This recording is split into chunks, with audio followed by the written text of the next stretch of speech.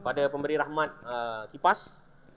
Alright, ladies and gentlemen, so now we are in the second part of the discussion. Saya cerita tadi pasal confounding. Confounding secara umumnya adalah benda yang boleh mempengaruhi anda punya outcome disebabkan oleh exposure. Yang exposure itu juga adalah penyebab kepada berlakunya penyakit itu. Contoh paling senang, epidemiological link between the exposure to asbestos that can lead to the lung cancer is established. Faham kan? Orang yang terdedah kepada asbestos akan ada possibility mendapat lung cancer. Unfortunately, there are also epidemiological link indicate that those who are smokers can also contribute to the lung cancer. Betul tak?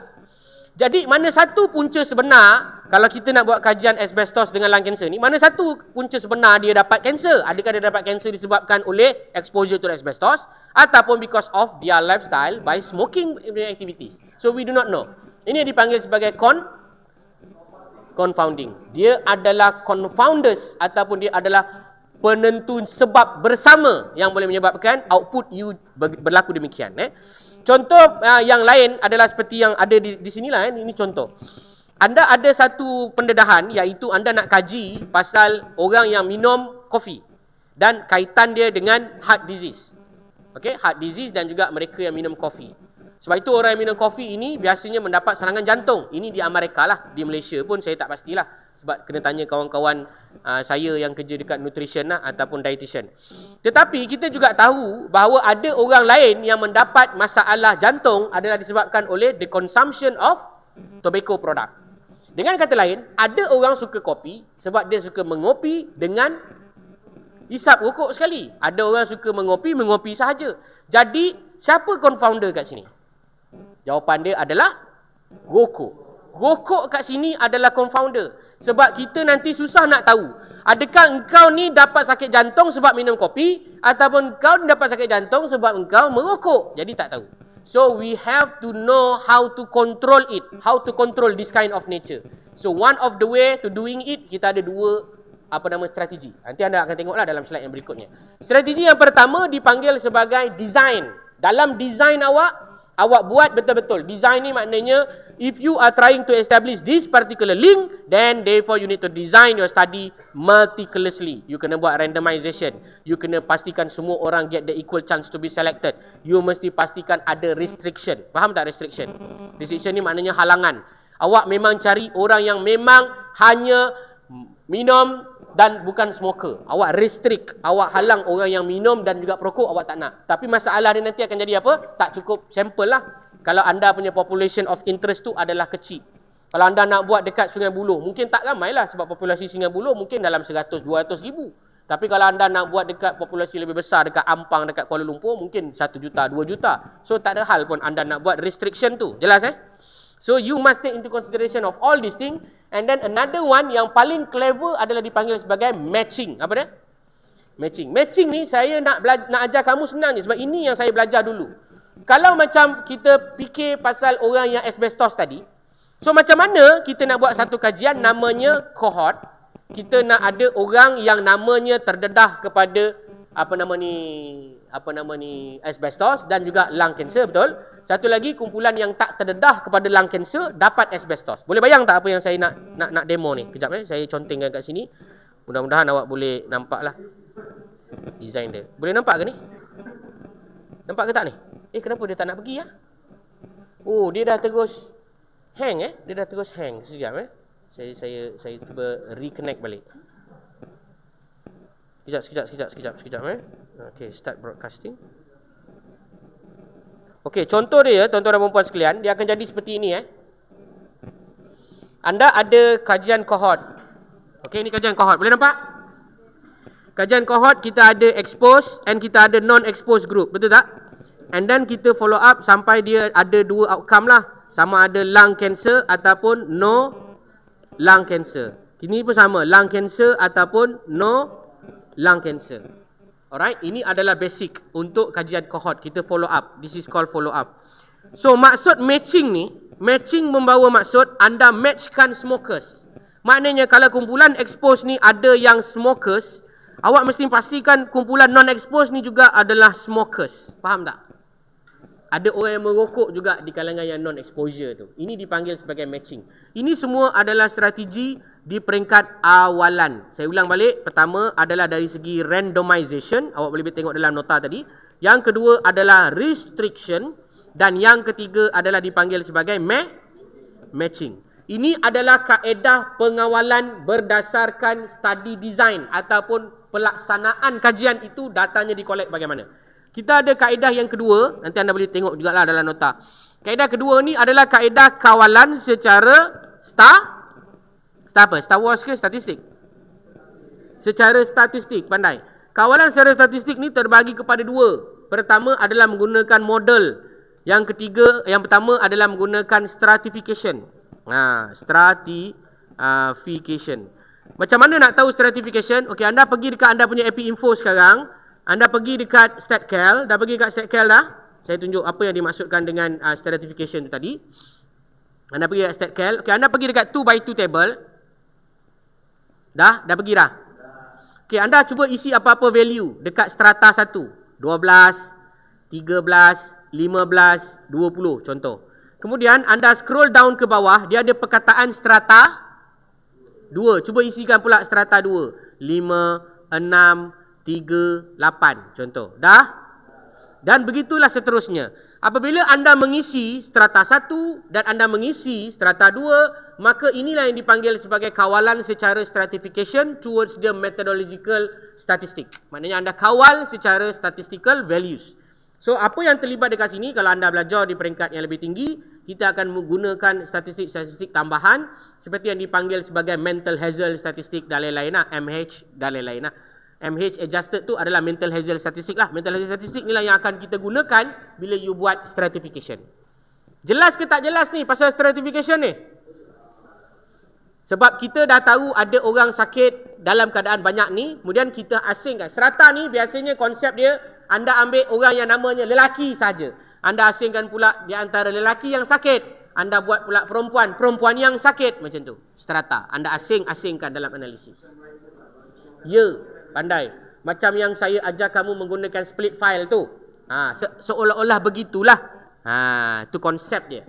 Okey, yang seterusnya adalah model. Model ni adalah modeling lah. Ini adalah yang dipanggil sebagai kaedah nak kawal confounding. Baik, saya kena teruskan lagi. Validity ada dua. Internal validity dan juga external validity. Internal validity bermaksud bahan itu valid untuk digunakan dalam spesifik kajian kamu. External validity, repeatability dia adalah tinggi. Maknanya anda buat dekat luar pun, anda still boleh dapat bacaan yang sama. Baik, last but not least, kita pergi kepada type 1 and type 2 error. Type 1 and type 2 error can be simulated and described as these pictures. Anda boleh nampak kan? Kita ada dua benda yang bagus dan dua benda yang kita kena elakkan, tuan-tuan dan puan-puan. Tengok yang sebelah pertama yang dipanggil sebagai positif. Ini dipanggil true positif. Apa dia? Kita memang membuat judgement based on memang apa yang berlaku. Ini yang dipanggil sebagai data yang kita nak.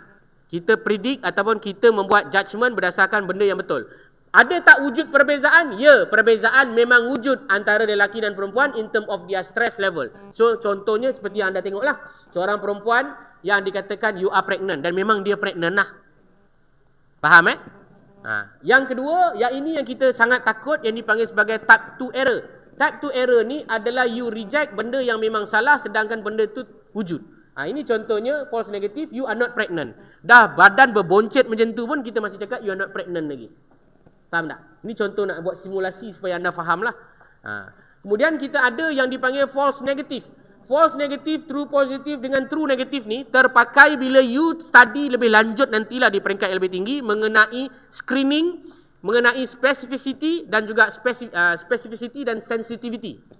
Sensitivity dan specificity ni berguna ketika you buat epidemiological screening dalam community. Contoh, air liur untuk COVID menggunakan PCR. Sorry, bukan PCR, apa panggil? RTK, betul? Rapid Test Kit, betul? RTK stand for Rapid Test Kit. Rapid Test Kit ni, perangai dia mestilah sangat sensitif. Apa maksud sangat sensitif? Dia mesti boleh detect. High detection level. Tapi accuracy dia mungkin kurang. Sebab apa? Dia tak tengok kepada genomic. Tapi PCR, Dia tengok pada genomik. Memang kalau awak ada COVID, memang awak ada COVID. Itu dipanggil sebagai gold standard. Tapi kenapa tak semua orang kena buat PCR sekarang? Kos, masa, membazir je. Buat RTK pun dah boleh bayang dah. Dah boleh control the situation. That's why government galakkan you nak buat mana-mana perjumpaan, lepas ni nak balik kampung, betul? Buat RTK dulu. Buat RTK kat mana? Dalam bas ke dekat asrama? Buat kat asrama. Lepas tu kalau positif, balik juga. Kalau positif, anda jalankan kawalan. Kalau boleh, letak label kat kepala. Saya baru buat test petang tadi, saya positif. Jangan rapat kepada saya. Kalau orang bas tu nak bagilah, rasanya dia tak bagi. Tak nak bagi contoh. Kalau awak diam pun, tak ada masalah. Tapi ethically speaking, you are need to conscious yourself so that you don't spread the disease to others. Faham? So bila you balik kampung, saya sebenarnya memang kalau you kebetulan negatif, positif, memang saya tak galak you balik lah. Tapi mustahil. Sebab dah 2 tahun you tak balik. Betul Kalau tak bagi balik pun you sanggup panjat pagar, betul tak? Jadi oleh yang demikian, pandai-pandai. Pandai-pandai lah. Tapi gunakan etik yang ada, yang telah kamu pelajari selama 2 tahun setengah ni. You mesti beretika lah. Kalau betul you positif, kebetulan you positif kat rumah. Contoh kan, you sampai je kampung, you test, you positif. Apa nak buat? You raya dalam bilik lah. Sebab tu saya pernah tengok satu video, kesian. Orang duk fitnah-fitnah. Apa benda punya pengantin lelaki tak respect pada pengantin perempuan. Alhamdulillah kita kena baca cerita tu full. Bila baca cerita tu full, baru kita tahu sebenarnya bukan lelaki tu tak datang untuk memalukan keluarga perempuan, tapi sebab lelaki tu positif COVID. Bahaya benda-benda viral ni. Okey, walau apa-apa pun, itulah yang diadakan di sini, yang dipanggil sebagai true positive, false negative dan juga true negative. Kita tengok yang bawah tu. Value yang awak predict memang negatif, tapi dia adalah false negative. Yang ini dipanggil type 1 error. Type 1 error contoh, false positive kan. You are pregnant, memang kelakar lah. Dia memang jantan, lepas tu you are pregnant, memang kelakar. So dia adalah musibat yang boleh dimaafkan sebab dia type 1 error. Tapi yang kita yang paling musibat yang kita mahukan adalah yang true negative. Maknanya memang betul-betul dia tak pregnant dan dia adalah lelaki. So itu yang dimaksudkan pada gambar ini. So saya harap anda jelaslah Ada 2 tempat yang kita tak nak berlaku apa-apa dalam kita punya hypothesis judgment, iaitu false negative and also false positive. False positive ni dia memberikan value yang false positive. Bermaksud dia memberikan value positif tapi sebenarnya tak ada.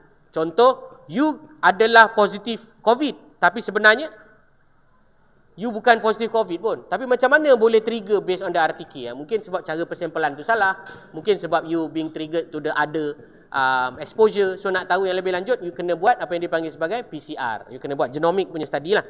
Okey, itu adalah yang terakhir slide saya untuk cerita pada hari ini. Baik, habis sudah tamat kita punya perbincangan mengenai apa ni tadi, error and bias management. So secara kesimpulannya, kita ada random error, kita ada systematic error, kita ada confounders, kita ada sample size estimation to reduce the error of the randomness, and then kita ada measurement bias yang ada di dalam systematic error, kita ada selection bias yang ada di dalam systematic error, dan kita ada juga yang dipanggil sebagai confounder tadi, yang boleh mempengaruhi kajian kita, yang awak kena control daripada awal, awak kena kenali dia daripada awal. Tapi mustahil awak boleh kenal semua co-founders. Sebab itu epidemiologist ataupun any environmental health professional kena baca jurnal bang. Kena baca jurnal. Sebab itu bila kata professional, you mesti baca jurnal. Kalau you tak baca jurnal, macam mana you nak update you punya knowledge? You takkan tahu apakah confounder sekarang yang boleh mempengaruhi orang untuk dapat sakit telinga contoh, ataupun hearing loss. Apa confounder dia? Contohnya hobi dia suka kepada listen to the high loud music. Something like that lah. Benda ni mungkin you boleh fikir secara normal, tapi you kena tahu juga ada yang memang scientifically being proved that it is a confounder that can contribute also significantly to that particular disease. Okay, habis saya punya cerita. Kita rehat dulu sebentar bersama dengan anda punya kaedah nak berehat lah. Kita akan sambung balik pada jam 9 berapa? Saya bagi rehat 10 minit lah. Nanti kita sambung. Boleh?